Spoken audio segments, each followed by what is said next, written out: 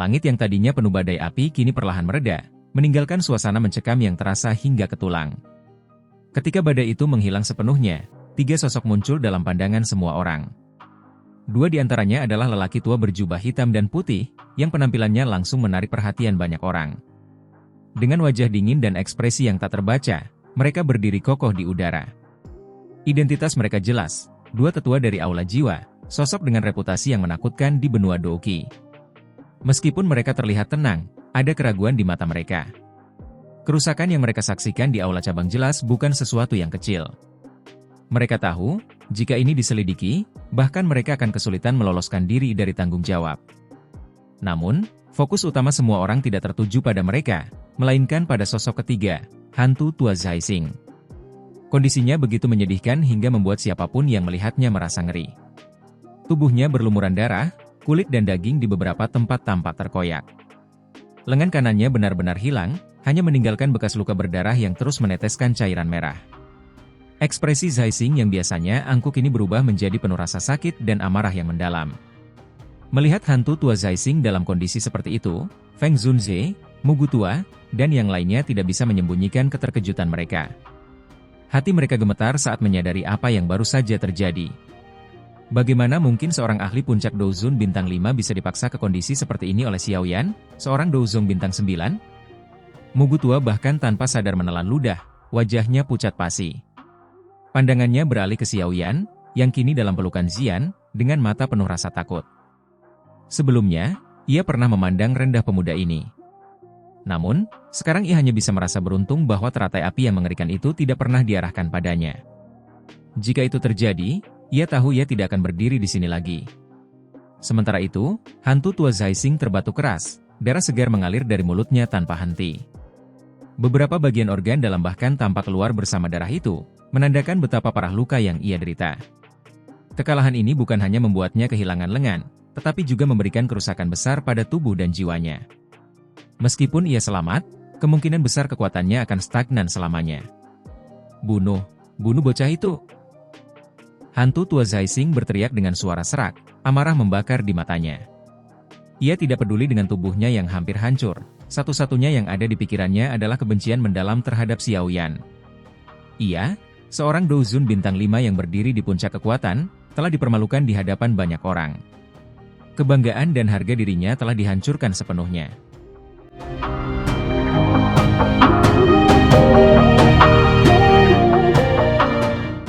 Di sisi lain, 2 lelaki tua berjubah hitam dan putih hanya melirik Zai Xing dengan ekspresi dingin. Meski mereka tidak menunjukkan emosi berlebihan, keheranan jelas terlihat di mata mereka. Mereka mengenal kekuatan Zai Xing, yang seharusnya cukup tangguh untuk menghadapi siapapun di bawah Dou Sheng. Namun, melihatnya berakhir dalam kondisi menyedihkan seperti ini benar-benar mengejutkan. Dasar bodoh, lelaki tua berjubah hitam akhirnya berbicara, suaranya dipenuhi nada teguran. Kau hanya bisa menyalahkan dirimu sendiri untuk ini. Jika kau menggunakan geospasial untuk memanggil kami begitu kau menemukan bocah itu, kau tidak akan berakhir seperti ini. Ekspresi lelaki tua berjubah putih juga tidak jauh berbeda. Ia melirik aula cabang yang hancur sebelum kembali menatap Zai Xing. Aula cabang telah hancur, dan ini adalah tanggung jawabmu. Jika kepala aula tahu apa yang terjadi, kau pasti akan membayar harga yang sangat mahal. Zai Xing menggertakkan giginya, tetapi ia tidak bisa membantah. Ia tahu, kata-kata itu benar. Namun, kebenciannya terhadap Xiao Yan mengaburkan pikirannya. Ia hanya ingin melihat pemuda itu dihancurkan, tidak peduli dengan konsekuensinya. Di tengah situasi tegang ini, atmosfer semakin dipenuhi tekanan mematikan, seolah-olah perang baru saja akan dimulai. Lupakan saja, tidak ada gunanya bagimu untuk memberitahunya sekarang. Tidakkah kau tahu seperti apa karakter hantu tua ini? Menangkap Xiao yang dianggap sebagai perbuatan yang sangat berjasa. Sebelumnya, dia mengira kemenangan sudah pasti dan tentu saja tidak akan memanggil kita berdua untuk membagi pujian. Hehe, kupikir jika bukan karena dia telah dipaksa oleh pihak lain sampai seperti itu, dia tidak akan menggunakan giok spasial. Tetua berjubah putih itu tertawa dingin. Beberapa amarah juga melonjak di mata hantu tua Zai Xing ketika dia melihat ejekan samar dari keduanya. Namun, saat ini dia tidak memiliki kemampuan untuk menunjukkan kemarahan sekecil apapun. Rasa sakit hebat yang terus-menerus terpancar dari dalam tubuhnya dengan jelas memberitahunya bahwa cedera yang dideritanya kali ini telah mencapai tingkat yang fatal. Jika dia tidak berhati-hati, kemungkinan besar dia bahkan tidak dapat mempertahankan hidupnya. Salam untuk Tianzun hitam putih. Mugu dan yang lainnya pun pada saat ini pun bergegas terbang dan dengan hormat memberi salam kepada kedua lelaki tua tersebut. Kalian semua juga memiliki tanggung jawab atas penghancuran aula cabang. Tianzun putih melirik mereka berdua dan berbicara dengan suara samar.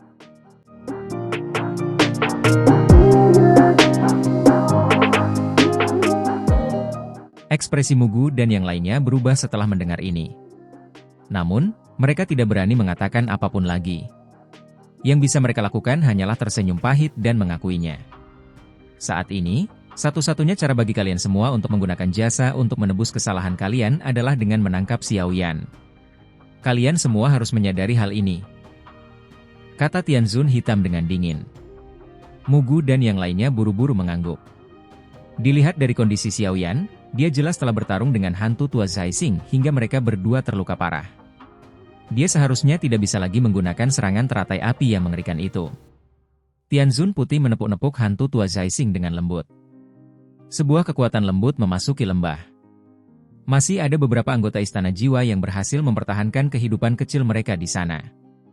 Saat ini, mereka hanya bisa meminta mereka untuk menjaga orang tua ini terlebih dahulu. Jangan menunda lagi. Ayo serang. Bersama-sama. Tianzun hitam berbicara dengan suara yang dalam. Saat ini kekuatan mereka memiliki keunggulan mutlak. Dia tentu tidak akan melepaskan keuntungan semacam ini. Saat ini, yang terpenting adalah menangkap Xiao Yan terlebih dahulu. Jika tidak, begitu kepala aula menjadi marah, orang-orang di sini akan berakhir menderita. Itu sebenarnya Tianzun hitam dan putih tanpa diduga, bahkan kedua iblis tua ini pun bergegas datang. Feng Zunze menatap lelaki tua berkulit putih dan hitam di kejauhan. Ekspresi mereka agak gelap dan serius saat dia berbicara perlahan. Hari ini, sepertinya tidak mudah untuk melarikan diri. Kekuatan kedua iblis tua ini sedikit lebih kuat dari hantu tua Zai Xing. Ditambah dengan beberapa douzun yang tersisa, barisan ini melampaui kita. Tai Jian Zunze berbicara dengan acuh tak acuh. Meskipun situasi saat ini berbahaya, tetap saja tidak banyak perubahan pada ekspresinya. Seolah-olah dia tidak terlibat dalam situasinya. Sepertinya, kita mungkin harus mengerahkan seluruh kemampuan kita sekali ini. Zian, bawa Xiao Yan dan pergilah, Yi Xiaoyi berkata dengan lembut. Jelas sudah mustahil bagi mereka untuk mundur dengan aman dalam situasi seperti ini. Seseorang harus tetap tinggal untuk menunda orang-orang ini. Suara Xiao Yi baru saja terdengar ketika lengannya tiba-tiba dicengkeram. Dia menoleh, hanya untuk melihat bahwa orang yang mencengkeramnya adalah Xiao Yan, yang berlumuran darah segar. Dia tanpa sadar merasakan sakit hati saat melihat penampilan Xiao Yan. Ini juga pertama kalinya dia melihat Xiao Yan, yang biasanya tertawa, tampak begitu menyedihkan. Meskipun lawannya berada di puncak kelas Douzun bintang 5.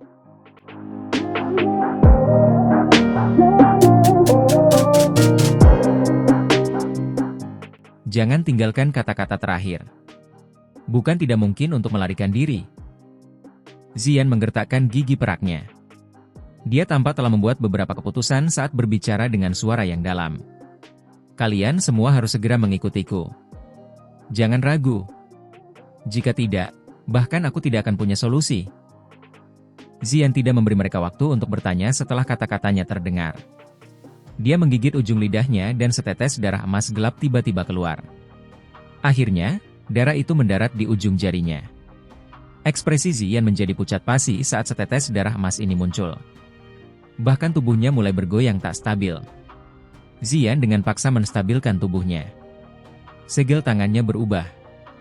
Seketika, jari halusnya, yang telah menyentuh darah emas gelap, tiba-tiba memotong ruang kosong di depannya. Garis retakan spasial perlahan muncul. Segel tangan Zian berubah sekali lagi saat garis retakan spasial ini muncul. Garis retakan itu perlahan terbuka seperti pintu ruangan yang tertutup rapat. Setelah munculnya pintu spasial ini, keringat dingin yang pekat muncul di dahi Zian yang bening. Kamu ingin pergi? Aktivitas di area ini langsung diketahui oleh Tianzun hitam putih. Ekspresi mereka berubah saat mereka berteriak dingin. Mereka melambaikan lengan baju mereka dan dua pilar kabut hitam yang kuat menembus ruang sebelum menyerbu ke arah kelompok Xiao Yan. Feng Zunze dan yang lainnya sedikit berubah ekspresinya ketika mereka melihat pilar kabut hitam itu melesat dengan cepat. Dia hendak bertindak ketika Zian berbicara dengan suara berat, tidak ada waktu untuk bertarung. Siapapun yang bertarung tidak akan bisa pergi. Tubuh semua orang berhenti setelah mendengar ini. Ekspresi mereka sedikit rumit. Sesaat kemudian, Xiao Yi melihat pilar kabut hitam yang datang dengan cepat. Dia mengatupkan gigi peraknya dan baru saja akan bergegas keluar ketika dia didorong mundur oleh telapak tangan. Tai Jianzunze segera melangkah maju. Suaranya acuh tak acuh saat dia berkata, kalian semua harus pergi. Yao Chen, kamu telah melakukan kebaikan besar kepadaku saat itu. Hari ini, aku akan mengembalikannya kepadamu. Tai Jianzunze tertawa samar. Sebelum Feng Zunze bisa mengatakan apapun, tubuhnya bergerak dan melesat keluar dengan dahsyat. Doqi di dalam tubuhnya melonjak dan dengan paksa menerima dua pilar kabut hitam itu. Namun, kekuatan yang menakutkan itu mengguncangnya hingga dia langsung memuntahkan seteguk darah. Dengan kekuatan Douzun 2 bintangnya, bagaimana mungkin dia bisa menandingi Tianzun hitam putih?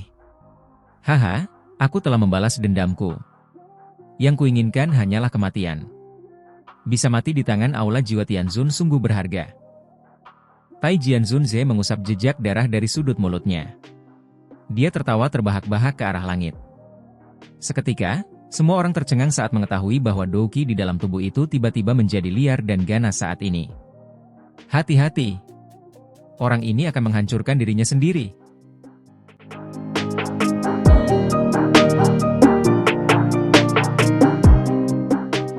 Wajah para Tianzun hitam putih berubah sedikit saat melihat ini. Mereka diam-diam mengutuk, gila, di dalam hatinya. Orang ini benar-benar berniat mencari kematian. Sementara Tai Jianzunze menghalangi para Douzun dari aula jiwa, pintu spasial akhirnya terbuka perlahan. Seketika, cahaya perak yang pekat keluar dari dalam dan menyelimuti kelompok Xiaoyan. Cahaya baru saja menyelimuti mereka ketika pintu spasial tiba-tiba bergetar hebat. Wajah Ziyan juga sedikit berubah. Dengan kekuatannya saat ini, dia telah terlalu memaksakan diri dengan mencoba membuka pintu spasial dan bergerak melalui kekosongan. Selain itu, masalah yang paling penting adalah dia membawa sekelompok orang bersamanya sekarang. Tepat ketika pintu spasial bergetar dengan intensitas yang lebih besar dan keputusasaan tanpa sadar muncul di dalam hati Ziyan, pintu spasial yang bergetar tiba-tiba mulai mengeras secara aneh. Cahaya sekali lagi meledak. Kali ini, cahayanya benar-benar luar biasa kuatnya. Fluktuasi spasial juga sangat stabil. Ini. Ziyan terkejut saat melihat perubahan seperti ini. Seketika, dia tampak mengerti sesuatu. Rasa terima kasih terpancar di matanya. Segel tangannya tiba-tiba berubah dan cahaya dari dalam pintu spasial meledak. Tak lama kemudian, kekuatan hisap yang menakutkan melonjak darinya dan dengan paksa menyeret kelompok Xiaoyan ke dalam pintu spasial. Setelah semua orang memasukinya, pintu spasial itu bergetar dan menghilang. Aduh! Desahan tak berdaya akhirnya terdengar setelah kelompok Xiaoyan berhasil memasuki pintu spasial. Garis retakan spasial hitam gelap tiba-tiba muncul di belakang Tai Jianzunze, yang hendak menghancurkan dirinya sendiri, dan menelannya ke dalam. Perubahan yang tiba-tiba dan tak terduga ini secara langsung membuat Tianzun tertegun sejenak. Beberapa saat kemudian, mata mereka tiba-tiba beralih ke lokasi di mana kelompok Xiaoyan berada. Namun, tempat itu benar-benar kosong. Ekspresi mereka langsung berubah menjadi hijau.